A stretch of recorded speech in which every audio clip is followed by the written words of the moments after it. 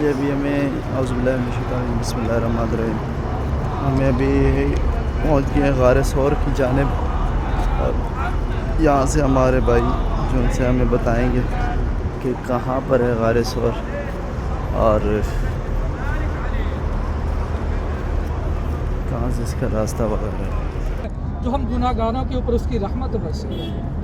یہ وہ پاک اور مبارک جگہ جب آقا کریم صلی اللہ تعالی وسلم مکہ پاک کو چھوڑ کر مدینہ المنورہ کی طرف ہجرت فرما کر جا رہے تھے، تو آقا کریم صلی اللہ تعالی علیہ وسلم نے یہاں 3 راتیں اپنی برکتیں لٹائی تھی۔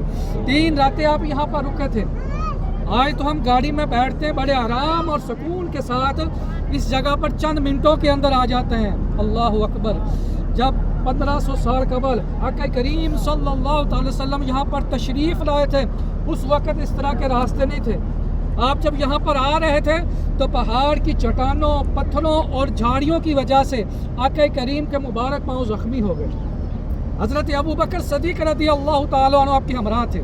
جب انہوں نے دیکھا آقا کریم صلی اللہ تعالی وسلم کے مبارک پاؤں زخمی ہو گئے تو آپ نے ارشاد فرمایا آپ رک جائیں، آپ پہاڑ پر نہ چڑھیں۔ اللہ اکبر! اب دیکھیے حضرت ابوبکر صدیق رضی اللہ تعالیٰ کی محبت کرنے کا انداز، آپ کا عقیدت رکھنے کا انداز کیا تھا۔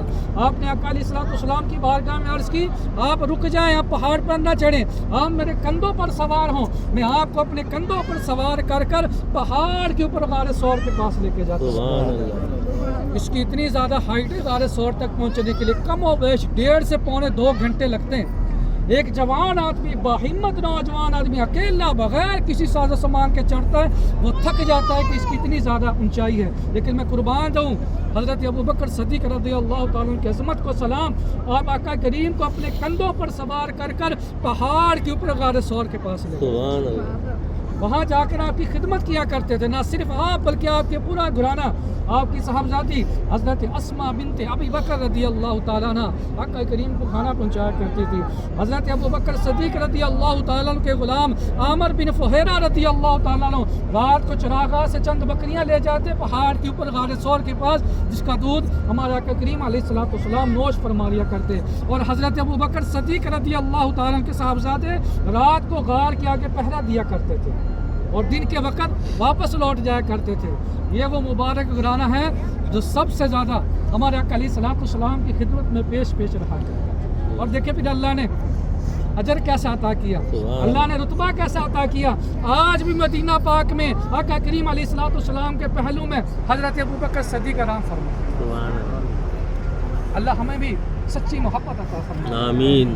ان کے نقش قدم پر چلنے کی توفیق عطا فرمائے، آمین۔ یہ سب سام کے ڈسنے کا واقعہ ہے، یہ تفصیل انشاءاللہ میں آپ کو گاڑی میں بتاؤں گا۔ بڑا ہی مبارک واقعہ ہے، بڑا ہی دلچسپ اور خوبصورت واقعہ ہے، وہ بھی اسی پہاڑ کے اوپر غار ثور میں پیش آیا تھا، جس نے حضرت ابوبکر صدیق رضی اللہ تعالیٰ عنہ کی ایڑی کو ڈسا تھا، اور جو مکڑیوں نے اللہ کے حکم سے غار کے آگے جالا لگایا تھا، اور پرندہ جو کبوتری انڈے دے کر بیٹھ گئی تھی، یہ واقعہ بھی اسی پہاڑ کے اوپر غار ثور کے اندر پیش آیا تھا۔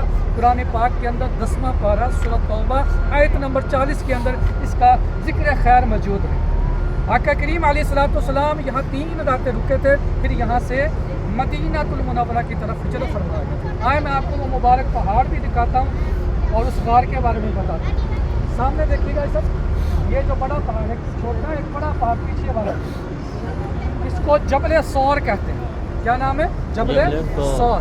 پہاڑ کے بالکل چوٹی کے اوپر دیکھیں، آپ کو اوپر بڑا پتھر نظر آئے گا، ایک بڑا پتھر نظر آئے گا۔ اس پتھر کو کراس کر کے جب اوپر آگے جاتے ہیں، وہاں پر وہ مبارک غار جسے غار ثور کہتے ہیں، جو 1500 سال سے زائد کا عرصہ گزر گیا، آج بھی اسی طرح موجود ہے۔ جب اوپر جاتے ہیں ایک عجیب سی خوشبو آتی ہے، ایسے لگتا ہے کہ ہمارے آقا کریم ابھی کبھی یہاں سے گزر گئے، اور ہماری کتنی خوش نصیبی ہے۔ اللہ تعالیٰ نے ہمیں اویس کرنی ٹریول کے ذریعے سے اس بابرکت جگہ پر حاضری کی سعادت نصیب عطا فرمائے۔ آئیں یہاں کی برکتیں لیتے ہیں اور دعا کرتے ہیں، اللہ تعالیٰ ہم سب کی مغفرت عطا فرمائے۔ جو آپ کو لے کے آئے، جو آپ کی خدمت کر رہے ہیں، جب گھر سے تشریف لا رہے تھے لوگ دعاؤں کے لیے کہہ رہے تھے، ان کے لیے سب کے لیے دعا کریں، اللہ سب کی مغفرت عطا فرمائے، آمین۔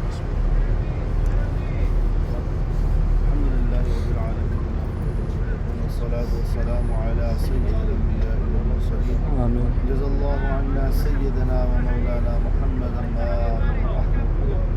یا اللہ پاک یا رحمان یا رحیم ہمارا یہاں آنا یہاں جمع ہونا اپنی بارگاہ میں قبول فرما یا اللہ یہ تیرے محبوب اور ان کے محبوب کے قیامگار ہے یا اللہ اس کی برکتیں اور رحمتیں ہمیں عطا فرما اس کی رحمت اور برکتوں سے کچھ حصہ ہمیں اور ہمارے اہل عیال کو عطا فرما ہمیں بھی حضور پاک صلی اللہ علیہ وآلہ وسلم کی سچی اور سچی محبت عطا فرما آمین آپ کی اتباع میں زندگی بسر کرنے کی توفیق عطا فرما اور یہاں سے جانے کے بعد اپنی زندگیوں میں انقلاب برپا کرنے اللهم صل على سيدنا ومولانا محمد وأنزله المقعد المقرب عندك يوم القيامة وصلى الله تعالى على خير خلقه محمد وعلى آله وأصحابه وأهل بيته أجمعين ایک منٹ کے لیے تو آپ باتیں صرف والے باتیں سر آ جائیں